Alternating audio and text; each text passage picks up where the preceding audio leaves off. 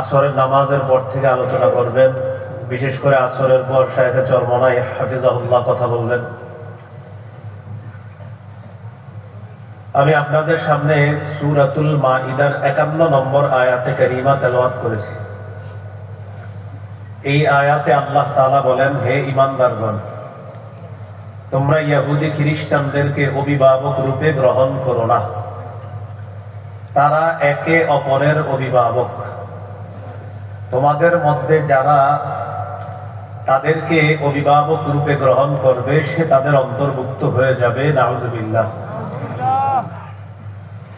ইহুদি খ্রিস্টানদেরকে অভিভাবক বানানোর কি ক্ষতি? অনেকগুলো ক্ষতি নিয়ে আগামী 31শে ডিসেম্বর আমাদের মুসলমান তরুণ তরুণীদের কাছেও তারা উপস্থিত হবে।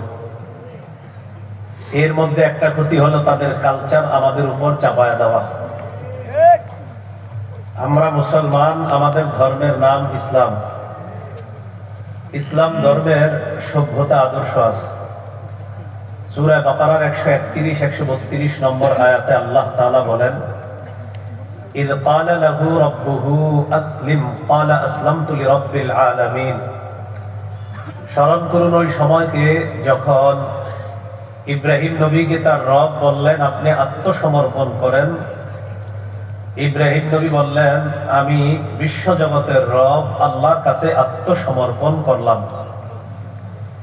পরের আয়াতে আল্লাহ বলেন, ওয়াসসা বিহা ইব্রাহিমু বানিহি ওয়া ইয়াকুব ইয়া বানিয়া ইন্নাল্লাহা আসতাফা লাকুমুদ-দীন ফালা তামুতুন্না ইল্লা ওয়া আনতুম মুসলিমুন।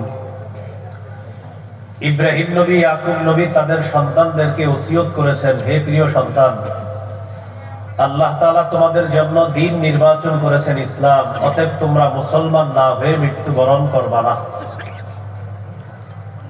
এই দুই আয়াত থেকে বোঝা যায় অভিভাবকরাও ইসলাম পালন করতে হবে, সন্তানকেও ইসলাম পালনে উৎসাহিত করতে হবে। সূরা আলী ইমরানের 19 নম্বর আয়াতে আল্লাহ বলেন, ইন্নাদ-দীনা ইনদাল্লাহিল ইসলাম, আল্লাহর কাছে একমাত্র দ্বীন হলো ইসলাম। সূরা আলী ইমরানের 85 নম্বর আয়াতে আল্লাহ বলেন, ওয়া মান ইয়াবতাগি গায়রাল ইসলামি দীনান ফালা ইউকবালা মিন। যে ব্যক্তি ইসলাম ছাড়া অন্য কোনো কিছুকে দ্বীন হিসাবে গ্রহণ করবে, এটা আল্লাহর কাছে গ্রহণযোগ্য হবে না, তার থেকে এটা গ্রহণ করা হবে না। তাহলে আমাদের ধর্মের নাম ইসলাম। ইসলাম আমিও পালন করতে হবে, আমার সন্তানও ইসলাম পালন করে যেন, এই ব্যাপারে আমার খবরদারি করতে হবে। বিপরীত দিকে বিজাতীয় কালচার, তাদেরকে অভিভাবক বানানোর ক্ষতি, তাদের কালচার ও সভ্যতা আমাদের উপর তারা চাপিয়ে দেয়। আবু দাউদের হাদিস 4031 নম্বর হাদিস। এই হাদিসের মধ্যে রাসূলুল্লাহ সাল্লাল্লাহু আলাইহি সাল্লাম বলেন, মান তাশাব্বাহা বিকওমিন ফাহুয়া মিনহুম। যে ব্যক্তি কোন সম্প্রদায়ের সাথে সাদৃশ্যতা অবলম্বন করলো, সে তাদেরই অন্তর্ভুক্ত হয়ে গেল। নাউজুবিল্লাহ। এ হলো 1 নাম্বার ক্ষতি। 2 নাম্বার ক্ষতি, তারা আমাদের মুসলিম তরুণ তরুণীদের গায়ে 8-7 খাটো ছোট পাতলা পোশাক উঠে দেয়, যেটা আমাদের দেশের মুসলিম নারী যারা, তাদেরকে এই জাতীয় পোশাকে তারা অভ্যস্ত করে তুলে ফেলেছে। 90 ভাগের মুসলমানের দেশেও অহরহর মা বোনরা তাদের এই কালচার গ্রহণ করে পাতলা পোশাক এখন এই মুসলিম নারী তারাও ধারণ করেছে। ইসলামে পোশাকের অনেক গুরুত্ব। সূরা আরাফের 26 নম্বর আয়াতে আল্লাহ বলেন, ইয়া বানি আদম ক্বাদ আনজালনা আলাইকুম লিবাসান ইউয়ারি সাওআতিকুম ওয়া রিশা। হে আদম সন্তান, আমি তোমাদেরকে পোশাক দিলাম যা তোমাদের সতর ঢেকে রাখবে এবং তোমাদের সৌন্দর্যতার জন্য তোমাদেরকে পোশাক দিলাম। ওয়ালিবাসুত তাকওয়া যালিকা খায়র। তাকওয়ার পোশাক সর্বোত্তম পোশাক। তিরমিজির হাদিস 1999 নম্বর হাদিস। قال رسول الله صلى الله عليه وسلم লা ইয়াদখুলুল জান্নাতা মান কানা ফি কলবিহি মিসকালু যাররাতিন মিন কিব। রাসূলুল্লাহ সাল্লাল্লাহু আলাইহি সাল্লাম বলেন, যার অন্তরে সরিষার দানা পরিমাণ অহংকার আছে সে জান্নাতে প্রবেশ করবে না। قال رجل إن الرجل يحب أن يكون ثوبه حسنا ونعله حسنة يا رسول الله। ওগো আল্লাহর নবী, অনেক মানুষ আছে এমন যারা চায় তার পোশাকটা যেন সুন্দর হয়, তার জুতা যেন সুন্দর হয়। হুজুর, এটাও কি অহংকার? নবীজি বললেন, না, এটা অহংকার না। জামা সুন্দর হওয়া, জুতা সুন্দর হওয়া এটা অহংকার না। ইন্নাল্লাহা জামিলুন ইউহিব্বুল জামাল। আল্লাহ সুন্দর, সৌন্দর্যতাকে আল্লাহ ভালোবাসেন। হাদিসের শেষে নবী বলেন, আল কিবিরু বাতরুল হাক্কি ওয়া গামতুন নাস। অহংকার হলো সত্যকে অস্বীকার করা আর মানুষকে ছোট করে দেখা, এটা হলো অহংকার। এই হাদিস থেকেও বোঝা যায় পরিপাটি হয়ে থাকা এটা ইসলামে গুরুত্ব আছে। এখন আমরা জানবো পোশাক মৌলিক ভাবে 3 প্রকার। একটু বলেন। ওয়াজিব, মুস্তাহাব, হারাম। ওয়াজিব, মুস্তাহাব, হারাম। ওয়াজিব পোশাক হলো সতর ঢেকে রাখা যায় এতটুকু পোশাক ওয়াজিব। সতর ঢাকা যায় এতটুকু পোশাক আবশ্যক, লাগবে। আবু দাউদের হাদিস 4017 নম্বর হাদিস। বাহাস ইবনে হাকিম তার বাবা থেকে, তার বাবা তার দাদা থেকে হাদিসটা বর্ণনা করছে।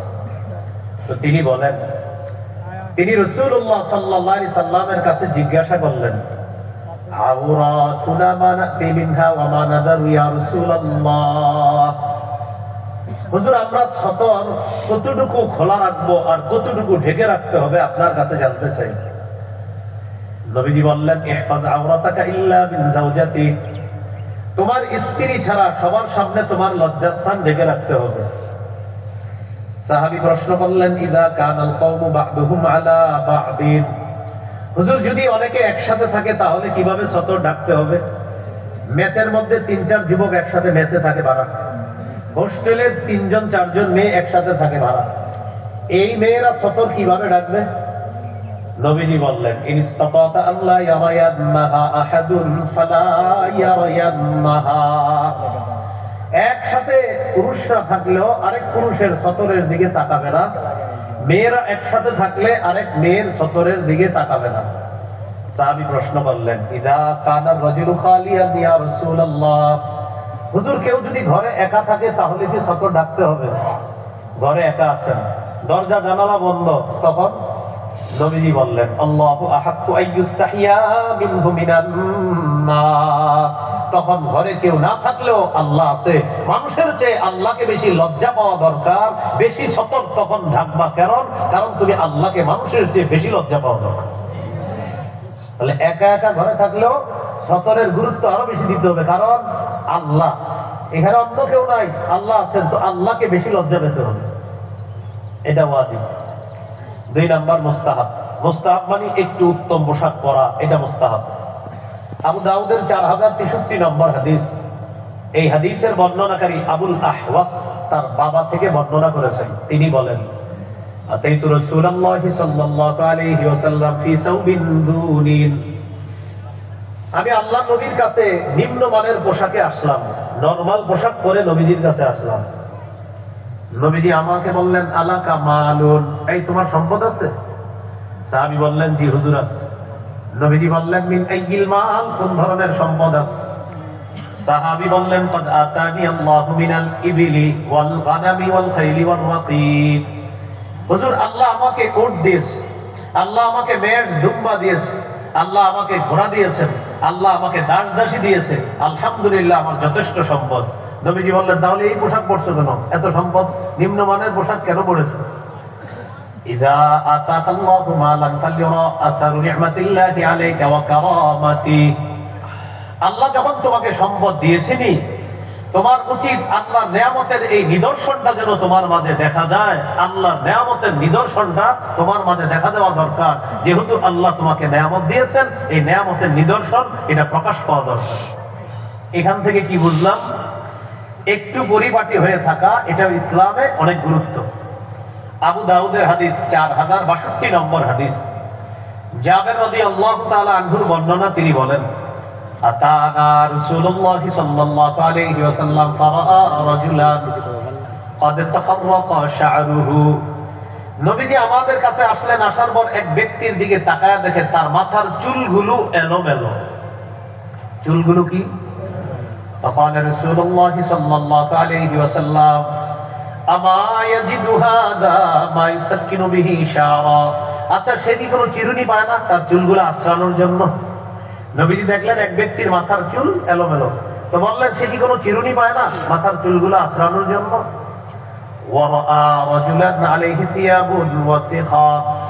আরেক ব্যক্তিকে দেখলেন তার শরীরের মধ্যে ময়লা কাপড়। নবীজি বললেন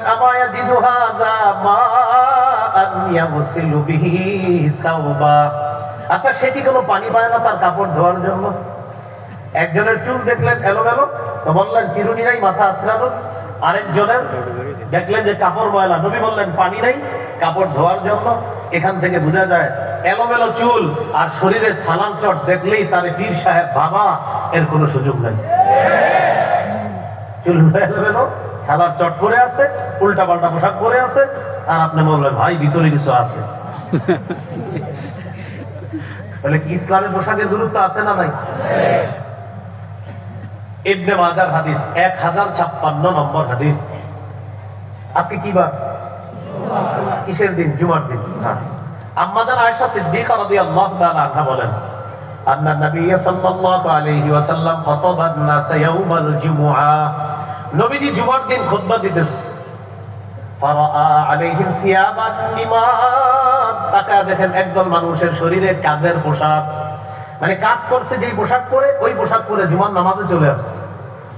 فقال رسول الله صلى الله عليه وسلم ما على احدكم ان وجد ساعه ان يتخذ ثوبين سوى ثوبي مهنته। নবীজি বললেন তোমাদের যাদের সামর্থ্য আছে তার উচিত আইয়াত্তাখিদা সাওবাইন লিজুমুআ সিওয়া সাওবাই মাহনাতিহি, তার কর্মের যে পোশাক এই পোশাকের পরিবর্তে আরো 2 জোড়া পোশাক তার জুমার নামাজের জন্য গ্রহণ করা দরকার যাদের সামর্থ্য আছে। মানে কাজের পোশাক পরে জুমায় চলে আসছে, তো নবীজি দেখা বললেন জুমার নামাজে একটু অন্য পোশাক পরে আসা দরকার। এখান থেকে বোঝা যায় জুমার নামাজ, ঈদের নামাজে একটু উত্তম পোশাক পরে নামাজে যাওয়া। বুঝে আসছে তো সবার? তাহলে ইসলামে পোশাকের গুরুত্ব আছে না নাই? এইগুলো আপনার 2 নাম্বার আলোচনা পোশাকের ক্ষেত্রে। 3 নাম্বার হারাম পোশাক। মন দিয়ে শোনেন, 6 ধরনের পোশাক। পুরুষের জন্য রেশমের পোশাক হারাম। 2 নাম্বার পুরুষ নারীর পোশাক পরবে না। 3 নাম্বার নারী পুরুষের পোশাক পরবে না। 4 নাম্বার অহংকার প্রদর্শনের পোশাক পরবে না। 5 নাম্বার বিজাতীয় পোশাক পরবে না। 6 নাম্বার আটসাটো খাটো ছোট পাতলা পোশাক পরবে না। 1 নাম্বার রেশমের পোশাক হারাম। সহিহ মুসলিমের বর্ণনা 2069 নম্বর হাদিস। রাসূলুল্লাহ সাল্লাল্লাহু আলাইহি সাল্লাম বলেন লা তালবাসুল হারিরা ফাইন্নাহু মান লাবিসাহু ফিদ দুনিয়া লাম ইয়ালবাসহু ফিল আখিরাহ। তোমরা রেশমের পোশাক পরবা না, যে ব্যক্তি দুনিয়াতে রেশমের পোশাক পরবে সে আখিরাতে রেশমের পোশাক পরতে পারবে না। হাদিস থেকে বোঝা যায় পুরুষের জন্য দুনিয়াতে রেশম হারাম, জান্নাতে পুরুষের জন্য রেশম হালাল। সুবহানাল্লাহ। সহিহ বুখারীর বর্ণনা 5837 নম্বর হাদিস। হুযায়ফা রাদিয়াল্লাহু তাআলা আনহুর বর্ণনা, তিনি বলেন নাহানান নবী সাল্লাল্লাহু আলাইহি ওয়াসাল্লাম আন নাশরাবা ফি আনিয়াতিয যাহাবি ওয়াল ফিদ্দাতি ওয়া আন নাকুলা ফিহা ওয়া আন ইউবসিল হারিরি ওয়াদ দিবাজ ওয়া আন নাজলিসা আলাইহি। হুযায়ফা রাদিয়াল্লাহু তাআলা আনহু বলেন নবী আমাদেরকে স্বর্ণের পাত্রে পান করতে নিষেধ করছেন, খাইতে নিষেধ করছেন, রেশমের পোশাক পরতে নিষেধ করেছেন, পাতলা রেশম মোটা রেশম যে কোনো রেশম পরতে আমাদেরকে নিষেধ করেছেন। ওয়া আন্নাজলিসা আলাইহি, রেশমের উপরে বসতেও নিষেধ করছেন। অনেকের বাড়িতে বেড়াইতে যান আপনারা, যেমন শুক্রবার দিন ঢাকা শহরের মানুষের বেড়ানোর এক হিরিক পড়ে। যার বাসায় যাবেন সোফাটা চেক করে বসবেন। সোফায় ছোট্ট একটা বালিশ থাকে, এই বালিশে অনেক সময় রেশমের সুতা থাকে, সেই রেশমের ওটা আপনি লাগাবেন না।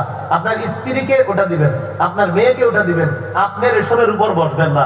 রেশমের কিছু যদি থাকে সোফার উপরে, একটা তোয়ালে চেয়ে নিয়ে ওই তোয়ালেটা বিছাবেন, এরপর তোয়ালের উপর বসবেন। পুরুষ যারা আছি আমরা রেশম পরবো না, রেশমের উপর বসবো না, স্বর্ণ পরিধানও করবো না, স্বর্ণের উপর বসবো না। মনে থাকবেন ইনশাআল্লাহ।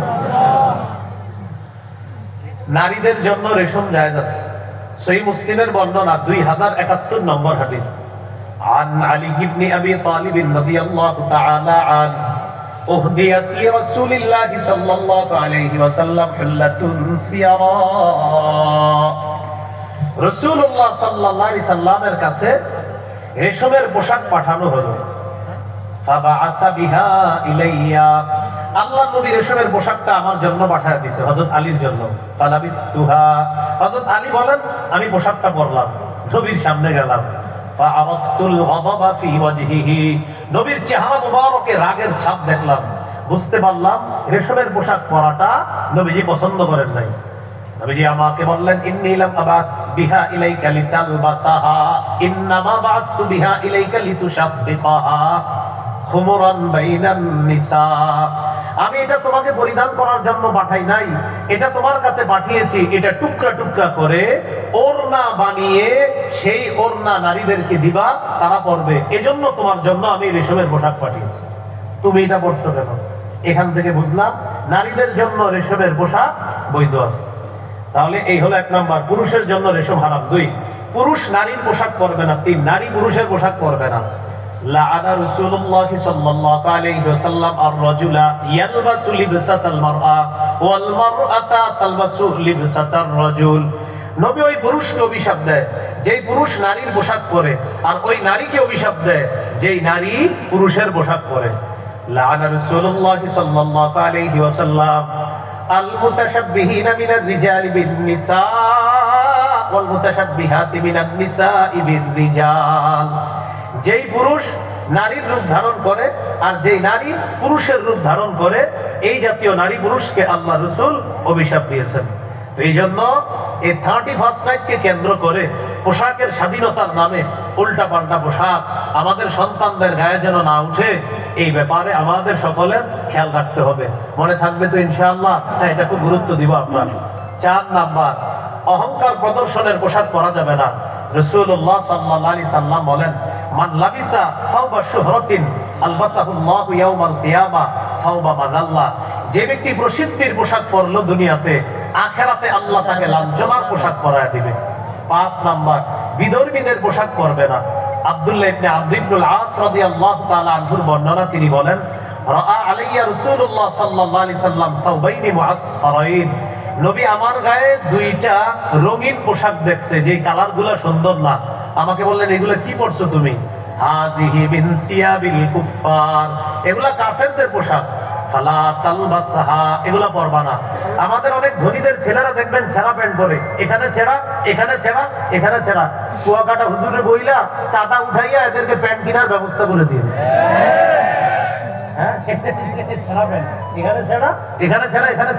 বলবেন ভাইয়া তোমার তো টাকা পয়সার যদি সমস্যা থাকে তো আসো, আমরা এই এলাকায় যদি দেখেন হুজুরে বইলা টইলে আমরা চাঁদা উঠাইয়া তোমার প্যান্ট কেনার ব্যবস্থা করে দিই। এই বিধর্মীদের পোশাক পরা যাবে না। 6 নাম্বার, আটসাটো খাটো ছোট পোশাক। সহিহ মুসলিমের বর্ণনা 2198 নম্বর হাদিস। রাসূলুল্লাহ সাল্লাল্লাহু আলাইহি সাল্লাম বলেন সিনফান মিন আহলিন নার, 2 শ্রেণীর মানুষ জাহান্নামী, লাম আরাহুমা, যাদেরকে আমি দেখি নাই। 1 নাম্বার কওমুন মাহুম সিয়াতুন কাআদনাবিল বাকারি ইয়াদরিবুনা বিহান নাস, যাদের কাছে গরুর লেজের মতো চাবুক থাকবে, এই চাবুক দিয়ে মানুষের উপর অত্যাচার করবে জালেম এরা। আরেকটা হলো নিসাউন কাসিয়াতুন আরিয়াতুন মাইলাতুন মুমিলাত, এমন নারী যেই নারীরা পোশাক পরার পরেও উলঙ্গ। তারা কি পোশাক পরে? যেই পোশাকে অন্যকে আকৃষ্ট করে, নিজেরা অন্যের দিকে আকৃষ্ট হয়। রুউসুহুন্না কাসনিমাতিল বুখতিল মাইলা, তাদের মাথার চুলগুলা হেলে পড়া উটের কুজের মতো। লা ইয়াদখুলুল জান্নাতা ওয়ালা ইয়াজিদনা রিহাহা, এরা জান্নাতে প্রবেশ করবে না, জান্নাতের ঘ্রাণও তারা পাবে না। তাহলে